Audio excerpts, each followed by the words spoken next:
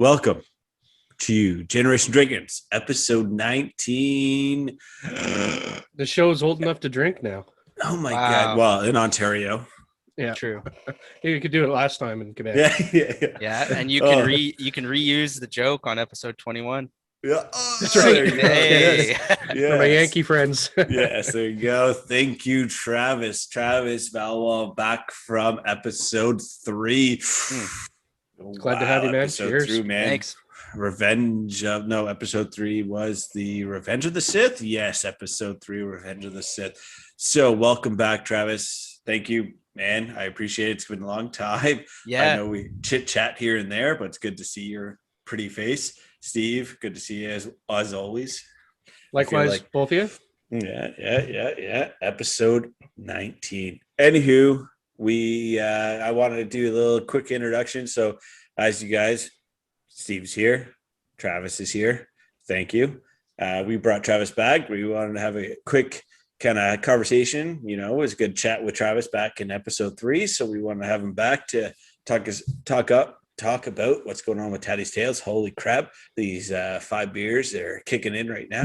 So I thought you were going to come out and say Titty's Tails, and then I thought we were going to go down a different path. But, so. I gotta make sure I'm rocking the Sonic shirt. That's probably too small for me. I wish I put that together today with the anniversary.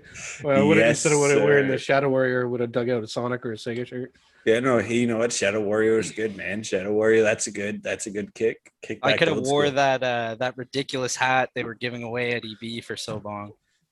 Sonic one? Or like I think it had a little like Velcro strap. Yes, the blue one. It was very not flattering at all. Just made you look like a buffoon. Yeah, I know. I'm trying to remember some of the crap they gave away for free with promotional items like that. Some stuff was cool. I remember. Yeah, like the Kinect headband. Yeah, or like the Donkey Kong Country Returns pencil case. That was a banana. Oh, that is actually pretty cool. Yeah, I would have taken that to. And Nintendo would never send enough stuff. Oh, never. No. Never, ever. Yeah. And They're I don't cheapest. know. Do they still release on Sundays? No, I think so. Don't they? They still do like Fridays. Was it Thursdays and Fridays are their days? Yeah. Is just Fridays now? Is everything Friday now or no? More or less Friday. Biomutant, which I bought the collector's edition. You can't see it, but it's up here. I mean, I bought the collector's edition in 2018, and I finally got it. But that was a Tuesday. That was a Tuesday release. Yeah, because I remember at least when I was there, like everything was Tuesday, and then just Nintendo was Sunday. Yeah. I don't remember that stuff anymore. It's been so long. It's nice when you're able to start to forget. Yeah. Because then actually, when you get older and you start to forget about it, your memories are mostly good about it. And then you start to get talking about it. I'm like, oh, I fucking hated when that happened or this. Yeah. And the bad ones come back. Hey, man, like Steve, again, if we just opened up our video game shop, we just have the good stuff about all the bad stuff, right? Yeah, all of our good stuff would just outweigh the bad stuff. We wouldn't have bad stuff. I mean, we'd potentially, I would be homeless. You guys would lose your homes, but I mean, yeah, it'd be a good month or two. Yeah. That's true. I mean, it'd be the best month or two. We're doing it to just have 2 real solid months. All right, boys, this was a good hangout. So we're both bankrupt, and we made $1,300 this month. It's not looking good. We got 1 month left. No, who knows? Maybe there's a market for. Hey, relax, Travis. Hey, well, you know what? We gotta jump in when everything is fucking falling apart now. True. COVID is, coming. We're good now. This is the time where we start buying. Yeah. Buy, right? Anywho, holy shit. Okay, so we've already gone on a tangent. It's only been fucking 4 minutes. We made it. I was gonna say we got like 30 seconds in before we started rambling. Anyway, like the concept of our store would just be all the good parts. I don't know if it's realistic, but like it just really hit home. Like if I take out all the bad aspects, Okay, no more GPGs. Yeah. No more... Well, how would we have GPG, Steve? That shit wouldn't have existed because how are we supposed to replace the game? So we only have like That's a right. stock of 2. Like we can't sell that. Like I'd like a lot of like almost like life-size statues just in the store. Yeah. So that kids can be like, oh, isn't that statue cool? And they probably won't buy anything, but I can't tell you how many times people would ask me for a standee or a cutout or something that we have, like all the time and multiple times on the same one. And we weren't ever allowed to give them away. We had to destroy them and throw them in the garbage.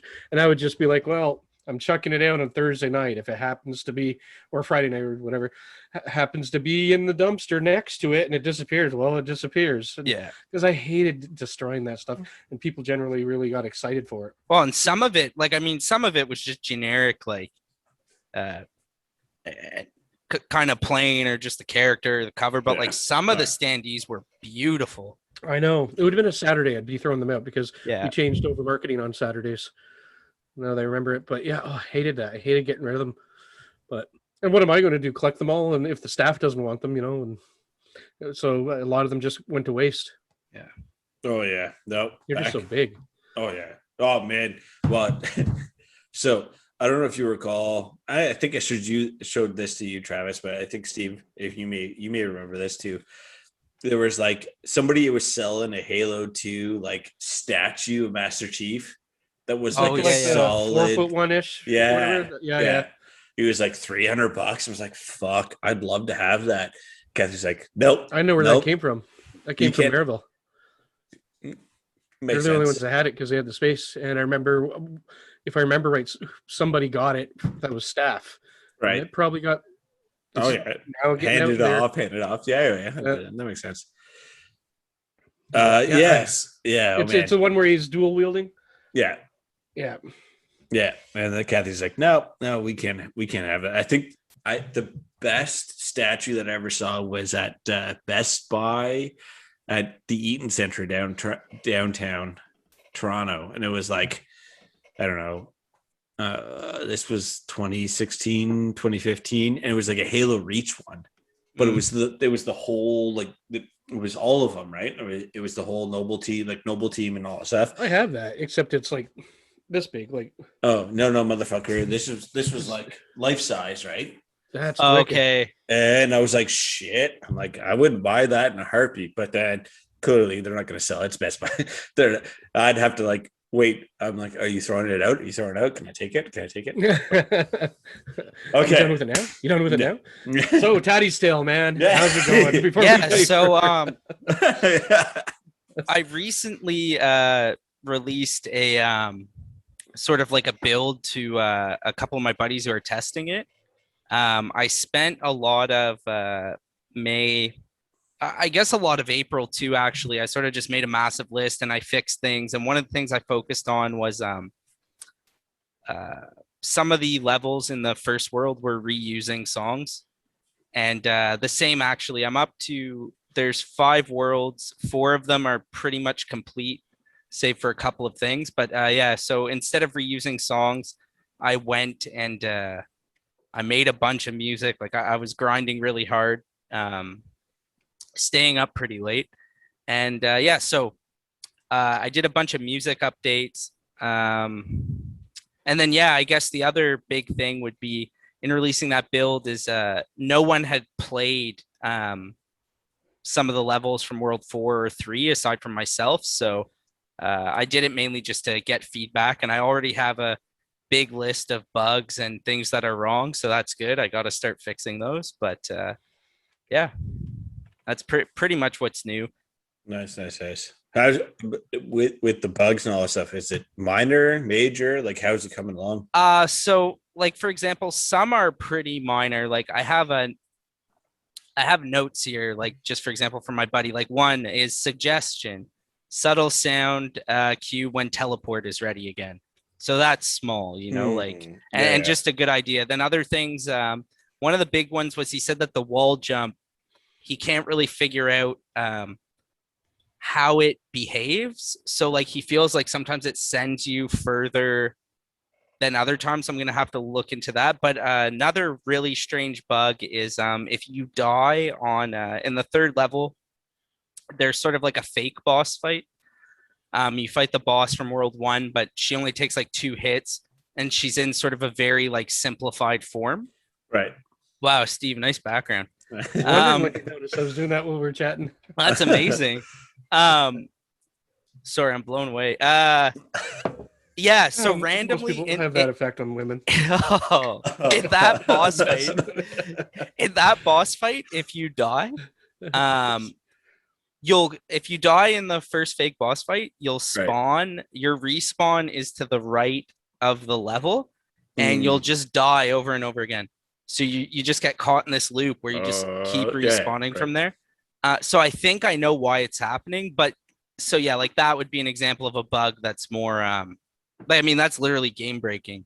Yeah. Oh yeah. You know what I mean? So yeah, so I'm just taking the feedback and making a list and going through things, and then hopefully once I resolve all that stuff, can get to work on World 5. Nice. Yeah.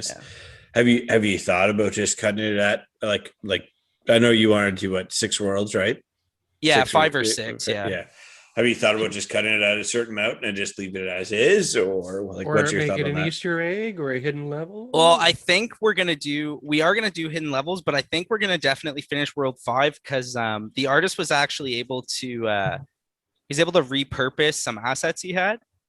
So I don't know if he was just looking through old stuff he had, or if it was from maybe a game jam he did. Because I don't know if I mentioned it last time, but he's sort of like more into game development than I am. So he participates in these like things where you have like 72 hours to make a game. They give you a concept.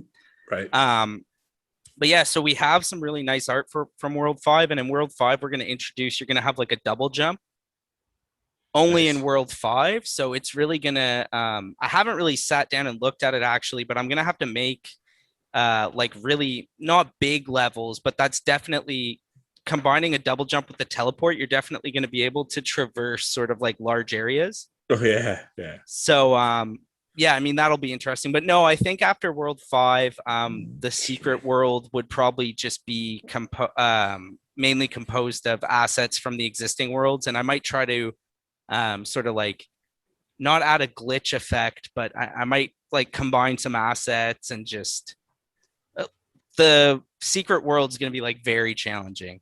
It's my main goal. Yeah. The best piece of feedback I've had so far from the current build from one of my testers is just he said that the difficulty like was ascending, which is what I really wanted and how I felt I was making it. So it was really personally satisfying to hear that. Yeah. That my difficulty curve is working. So no, that's good. Yeah, that exactly the conversations that you and I have had, that was the goal, right? And and I think that that should be the goal for games in general.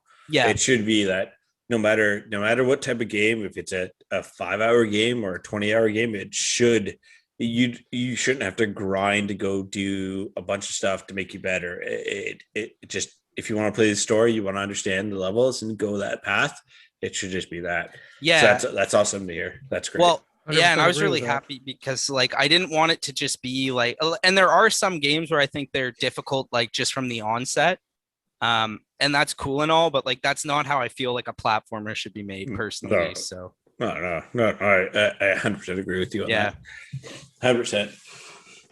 No, that's cool, man. That's cool. That's good to hear. What do you think? Are you further ahead than you were in February? Like, do you think you're getting closer to the end goal that you were originally, or what? Yeah, definitely. I think the biggest thing will be,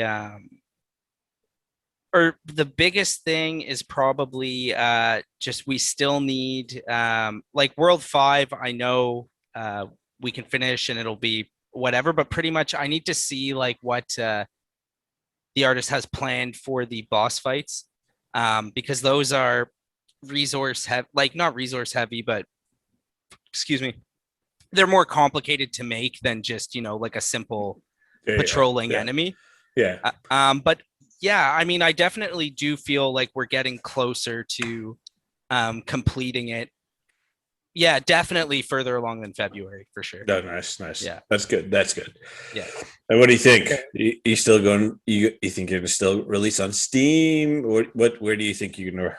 Yeah, what's like your thought on that? definitely Steam for a PC release, and like I'd be open to doing other platforms or avenues, but I mean it all depends how it plays out. The other thing is it's kind of you read different things online about when you should make a Steam page, when you should start marketing, when you should do all this. But I want to sort of have like the 5 worlds complete and all the boss fights complete. And that's not to say I'm not going to post on Twitter or post updates. Like I definitely do, and I will. But once that is all done, that's when I want to make like a really nice trailer and really try to like get out there. Yeah. As opposed to doing it now when like realistically, like the game is the game is like very fleshed out. Yeah. But like there's 1 of 5 boss fights. Right. So that's not complete, but like all the mechanics are in and things are constantly getting better. So I'm not rushing it. No, that's a good call because that's exactly what you need, right? Like you're hitting to the points where you exactly need to be, and then now it's that finalized, right? It's that finishing touches is more or less where you're at, right? Like you're just topping off with everything, and then doing that. So that's great to hear. Yeah, I just can't wait till you finally get to pull the trigger and put it out there, and I can check out this game, everyone. Well, and I'll have probably on after I make these fixes, like I could probably send you guys a build too if you just wanted to check it out again. Yeah, that'd be awesome. Yeah. Oh man. So music. Yeah. How's your music? So I'm trying to think. When was the last time I just released maybe like a compilation album? Last time? Yeah, I think so. Like, in and around that time or so, but just before. I know you released a couple songs since then, but how's that been going? So personally, like I was making a sort of a synthwave album. It was kind of sounds like, I guess like 80s. I'm trying to think what they call it. So Travis, sorry, before you said, I saw Steve's ears perk up when you said 80s. So Well, I think this shirt, actually before this shirt, I was wearing a I love the 80s shirt, but it got covered. I was cutting wood outside and got covered in sawdust. So because I would have worn that and this anyway, not thinking about the Sonic stuff. Well, I'll show you that because basically I have this synthwave album done. It's like 8 songs. It's kind of like it's still sort of Nintendo Core influence, but it has a lot of those like 80s like really rich synths. It kind of sounds like just music you'd like drive your. I could just see you now like on a keyboard and like whipping the hair around. It's the what's the one that you don't, it's just fucking a theremin. Just have it played. There's some people who get really intense with it, but so I have a full album done that I titled all the songs, and I am ready to post it on Spotify, and like I just don't. And I made probably like 15 Metal and Nintendo songs to like the 80% finished range, and I just haven't finished them. Like I've been extremely burnt out just on creative things, I guess. Like I don't know, I just hit a wall like a couple of weeks ago. I finally got out of it.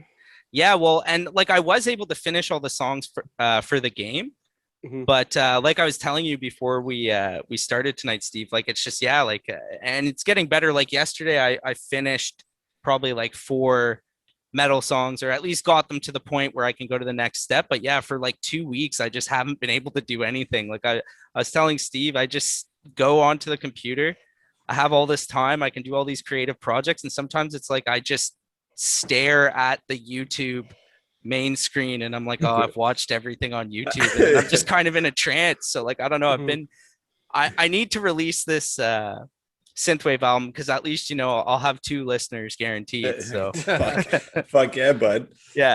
You'll get more. I'll pop it over to my German friend who's more in the techno stuff and makes his own music, and he's a radio DJ. Nice. Push it that way, see where it goes. And imagine that, man. Travis gets maybe fucking famous the next in Germany. Techno Viking. Oh, that would be, imagine playing the Techno Vikings out there. I'll just be I could just go like walk down Bank Street like that, I guess, or something. But Oh God, that's good stuff. That's good stuff. yeah. Fuck. So okay, now thanks for the update, Travis. That's Yeah, no that's problem. great. Like no, we appreciate it because it's good. It looks awesome, by the way. Like I just Yeah. love the look. My daughters, the little magnets. I know we talked about this Yeah. last time. They love them, and now that they put it together to this, they ask about the game randomly. Yeah. You know, and so when it's out there, I'll have to show them. Yeah, no, I have to finish it. Like at this point, like if I don't finish it, it'll be worse than. I'm trying to think if there's another project.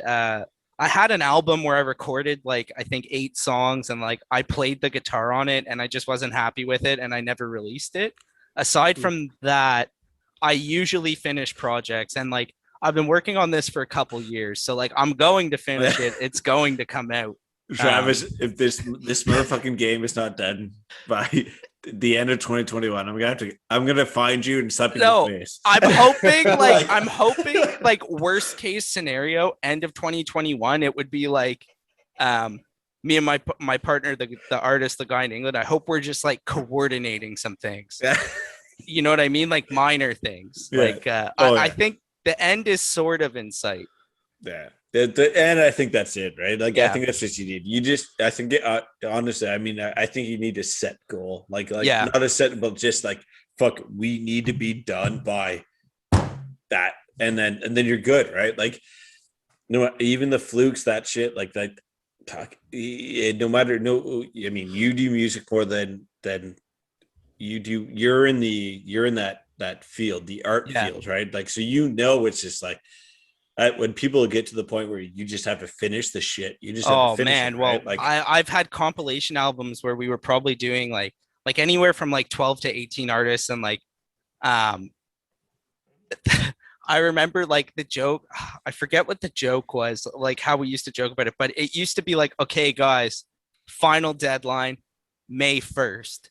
Then it's like on May 15th, I'm like, okay, so for those who haven't submitted, the deadline is this Saturday. Then all of a sudden it's like June 6th. And I'm like, okay, final deadline for everyone July 1st. You know what I mean? Like stuff could just spiral. But no, the game, I think having like, definitely, I think World 5 will be like the last world, aside from the bonus world and whatever, but I think I'm going to reuse assets for that. So, well, and I think that's, and like, I mean, my fucking headphones are broken. So that's what I think. I mean, honestly, for me, it's like, that's exactly it. You do your 5th world and then your secret world is just fucking. It's enough. And another thing too is, I was sort of worried about the length, just from playing it myself. But from what I understand from like the few people who I've had do like the playthroughs of this build, is like not like I made the game. So like I've said before, like I play it like a tool assisted speed run, like but no. So like if someone plays it naturally, it's my fears I had about it being too short are gone. So like I don't have to worry like, oh, is 5 worlds enough? Like, no, it is. Like, no, it's good. That's good to hear. Yeah, that and I think that's like that's good to hear that you've realized like the realization that like, oh shit, it's not, because that's how you're playing it, right? Yeah. Where the general consumer, like Steve and I, like we know, like holy shit, man, I've been on this fucking level 2 for the last like 3 hours. Like shit, I can't get past it. It's like no, so that's good. That's awesome, man. All right. So before we jump into the top 5 games that I want to hear of Travis over the years. I know, I mean, Sonic is 30th anniversary as I wear my shirt that's too small for me. So a little bit more, they might get a little harder. Man, it's getting. Oh, you got the farmer stand going, brother. Bud, boys, like look at that farmer. That is a sweet tan. We're getting up to rated R in here. Yeah. Every one follower that follows this file will be like, I didn't want to see that white man get on it. Anyways, I won't go to that. Go to that. So Sonic's 30th anniversary. So boys, I watched the 30th in the announcement. Not much, eh? I mean, I'm excited. Sonic Colors Ultimate, which is cool. Sonic Colors is probably the best last gen game that came out. Last 2 gen games that came out. I don't know if you want to line it that way. And then the other good one was they've announced a collection of multiple Sonic games. So Sonic CD and all the goodness of the Genesis Sonic. So I know you, Steve, and I would get a kick out of it. I'm hoping they release a collector's or like a hard disc and or card for the Switch. But yeah, no, it wasn't anything special. Horizon Zero Dawn, the new Horizon game, looks pretty sweet. That was also today. So fingers crossed on that. So anywho. So I missed the news about the memory card or hard disk for the Switch. Is it just an TF card, SD card? Yeah, it would just be the regular card, right? Okay. It's just the regular, yeah. Physical disc. Maybe an attachment for the dock or something that you put on the Switch itself. No, nothing of that nature, which would be sweet, but nothing of that nature. Why don't they do Adventure Battle 3? Adventure Battle 3. Sonic Adventure Battle 3. Oh, right. Bring back the chows. Yeah, actually, I can't disagree with you there. I want the chows so hard, like Tamagotchis. Like it was so. Yeah. Anyways, all right. Here's a break for commercials. Yeah. Okay, cool. So we're recording in progress. Thanks for the commercial break. Molson Canadian. Yeah, Molson Canadian. We're gonna take that. So Travis, we want to talk about the top 5 games that's been the most influential in your life. You just shoot them off, man, and then shoot them off and let's in no particular order. You can always start with Leisure Suit Larry, and we can connect. Yeah, and just go from there. I guess the first would be Ken Griffey Jr. presents Major League Baseball on the Super Nintendo.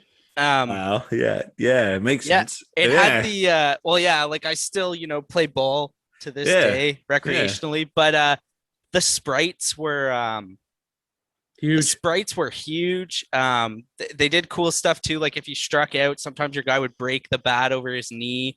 They'd blow bubble gum, like bubbles. Like I don't know. And the music. I forgot about that.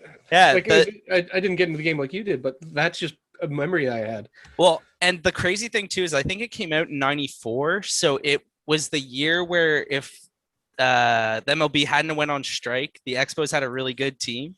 So it was also fun playing the game as the Expos, and they all had they didn't have the licenses to the player names though, so they did some cool things like I think some teams like their character names would be like characters from Cheers. Other times it would just be like British like new wave musicians, like they just did creative things with the naming, which I only found out like later on in life, obviously. But that was a really good game. And even the instruction manual, like it had like these old timey kind of cartoons just explaining like even a little bit of the history of baseball, which like nowadays I think I doubt there's a lot of interest going into instruction manual composition. Or it's not interest, back, man. No, but no, yeah, it is. There's a lot of talks about where funny enough that you say that, right? So like they took it away over the last 5-6 years. It sounds like there's a big interest to come back, right? You open up your PS5 or Xbox case, and there's nothing in there, right? Like so, right. There's a big push for that to come back. Because hey, you're buying physical, like give me the fucking physical, right? Yeah, well, and it was cool just to see like how much detail they put into even the instruction manual. That's a lost art. Yeah, man, they were beautiful.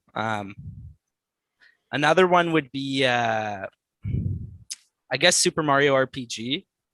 Okay. Just because it was the first RPG I played, and it was funny. I watched like a retrospective someone was doing on it recently on YouTube, and he was talking about how you start the game and you're running and you go to jump onto a Goomba, and then you're in an RPG style fight, turn-based. And that was the first time I'd ever experienced something like that. I had to have been in I think I was in grade 4 when that game came out. Wow, I'm not going to tell you what grade I was in. But no, like, and I remember, I think that was one of the first games where like the N64 was already out. I was living in the States at the time, but I think I went to Funko Land and I'd like saved up some money and bought like a used copy of Super Mario RPG for like $50. And I still have that crazy cartridge. price I love back that then, game. if you think about it. But yeah, games are still the same price as they were 20 years ago. Well, motherfuckers, Super Mario RPG right now, buying it right now would be, you're probably paying $150. I don't mean that. I mean, if you're buying a new game today. Oh, yeah. Like, I just mean game prices with inflation. So technically, games have kind of got cheaper if you look at it that way. Yeah, I think there must have been sort of a weird sweet spot where prices had kind of went down. Yeah, it's because of digital. When Steve started buying, when Steve bought all of his old games, is the sweet spot right there. So like 2005 was probably the sweet spot of buying games. So you could buy a Genesis game, an N64 game, $15. Yeah, 100%. That's what I mean. That's what 2005, like in the range of like 2002 to 2007 was the sweet spot of buying. Like you got N64 games, Genesis, like any game from the Genesis above to whatever the current gen at the time was, sweet spot. Sorry, tangent. Yeah, and then I guess like the third one would be like Final Fantasy 9. Nice. That's a good one. That's 9. Good. Huh. Yeah, 9 was my favorite, and I have another buddy who always gives me a hard time about this, but I've never actually went and played 7. So as soon as you said 9, I was like, over 7? Yeah, and I've also said people here say 10 or Final Fantasy Online or Final Fantasy 3, but 9. So I'm cutting you off. Why? 9 was the first one I played on the PS1, and I think I played it in, somewhere in middle school. So probably like between grade 6 and 8. I was living in the States, and like that was just a really good time period in my life as well. But so it was the first one I played. So then part of the issue I always had with trying to play 7 was that I found 9 like visually just looked so nice. Oh yeah. That I had trouble going back, and it's weird saying going back and playing 7 because it's the same console generation. And like recently, like I've watched some people, I watched some guy trying to speed run it like with a buddy.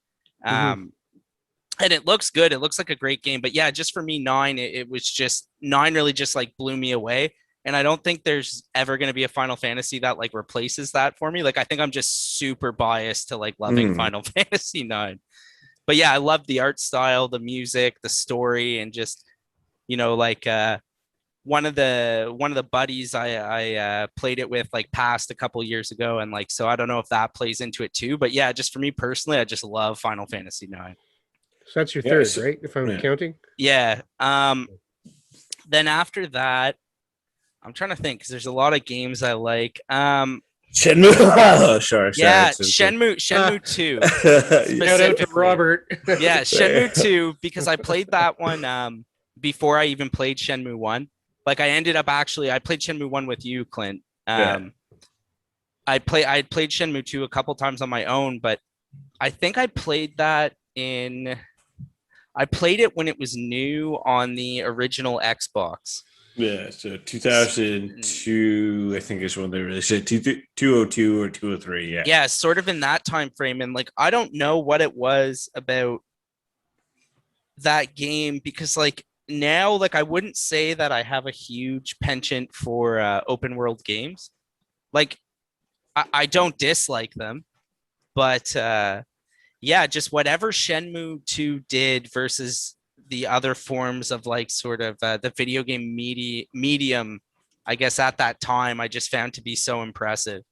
Like every character was voiced, even, the irrelevant stuff like which way to the Lucky Carmen border. Go this way, young man. Or like sometimes you go talk to people and they just say, I don't know where it is. Leave me alone. Like that was awesome at the time, now you take that for granted, but. No, I mean, I so like, and not to go like, not to bash anything else, but like, I mean, at that time, Shenmue 2, if you look at it, like in the grand scheme of things, like when it came out on the Dreamcast, which should have came out of the Dreamcast in North America at the time, right? And it came out on Xbox and all that stuff. It was way ahead of its time. Like even GTA 3 and 4 and so on, and like it was not in that same level.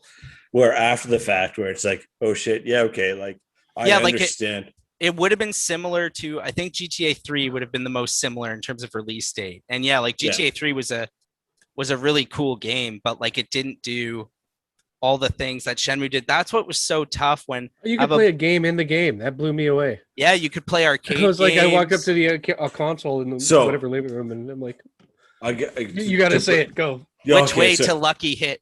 Yeah, to bring back the 30th anniversary. I started getting rub my boobs here. So 30th anniversary of Sonic. Sonic Battles. Shit. Now I'm gonna be disappointed in myself. But in the new Lost Judgment, if you know Travis, so Yakuza, so Steve, you're not as hard into Sonic or Sega games that Travis and I are, but the Yakuza games, right? You know the Yakuza games, right? Them. Right. So there's Judgment, which was like Yakuza, and then Judgment, which is the cop playing a cop in the same kind of universe. So what was announced today was that you could play the Sonic fucking battle game. Sonic, I don't know what it's like a fucking Sonic fighting game. In Judgment? Yes. That's awesome. And the sequel to Judgment, Lost Judgment, I think it's called. So anyway, sorry, that was the side tangent. I had to add that into here as we. So you're too excited not to let you speak there. It was like you couldn't breathe. You're like, he had to remember. Another one, I guess too, like it kind of led in from Shenmue, but the whole Yakuza series. But I mean, I guess I really like the most recent one, 7. But Yakuza 0 was a prequel.